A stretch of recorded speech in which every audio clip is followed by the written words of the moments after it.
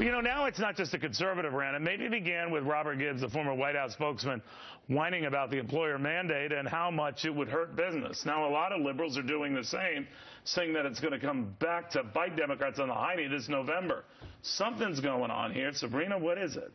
Well, look, I mean, there wasn't much room for conservatives to get any angrier, right? So it's only liberals that we're going to see are finally catching on. One of the great losses of Obamacare was that this was a super opportunity to finally separate health care from our place of employment. And we failed to do that. And it hurts, it hurts employees with things like job loss, but it also hurts businesses with high prices and an inability to plan for the future. And so I think that finally Democrats are realizing, hey, this wasn't such a great idea. It's not simply the individual mandate that's a problem. It's the employer mandate, too.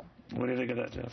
Well, even last year, 35 Democrats on the House side had voted against an extension for the government, because what it really boils down to is the law was written clearly, and the president has continually tried to reach out and change and modify. What it's really boiling down to is all the constituents that are out there getting ready to vote have been screaming that they can't find jobs, that their employers aren't hiring, or their health care costs have gone up. Those are the facts that they're facing. And if they want to get reelected, they have to listen to those constituents, Democrat or Republican or moderate or liberal. You must follow. Well, this is the time of year, an election year, right, where either side's going to hear from businesses complaining about this mandate.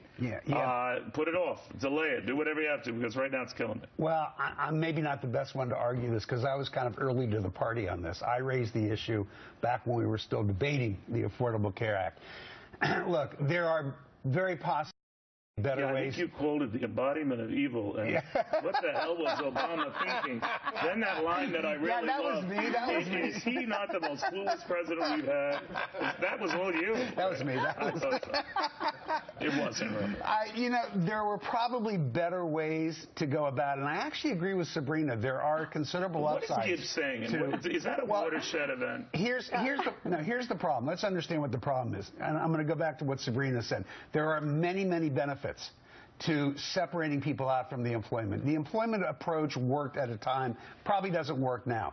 The problem is that with employer-sponsored health care, you get the benefit of large group bargaining. You don't get that as an individual. The way I would have gone about it, if anybody had cared, would have been to create a situation where people in some natural form could have bounded together, so that they can negotiate for their health care as a Well, we didn't do that. So we didn't do it. What we got is this. Yeah. And what we've got are now, a lot by the of way, people you can always change it if we can ever get people to talk to each other. But where does this go? Well, essentially, Democrats are going to have to turn the other cheek and basically side with many of their Republican counterparts, because bottom line... But you delay or cancel the employer mandate, as we've delayed or outright canceled among large swaths of America the individual mandate. We've already delayed. You're not having anything approaching the original law. Absolutely, but it's changed by the White House standards how many times? Over 100 times already? At least 97 and a half, at least. Exactly. Sure. All permitted by regulations. Hopefully, we're going to see pieces of this taken apart and reconstructed so that it's effective for the American people instead of shoving it down their throats and making everybody swallow this dirty little jagged pill.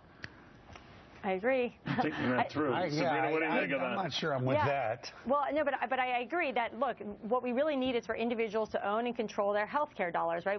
Individuals are the best people to determine their risk and what they want to spend, and people want flexibility, right? And so they want to make sure that they are not tied to their job. Some people are going to want that Cadillac health care plan, and they're willing to take less take-home pay as a result, but others are not.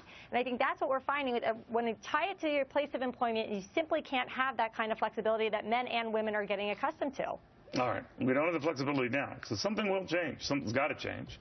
Guys, thank you. When we come back, remember Michelle Obama was getting all furious at these all-you-can-eat buffets, and then companies started using, we don't have an all-you-can-eat buffet. You can just eat a lot.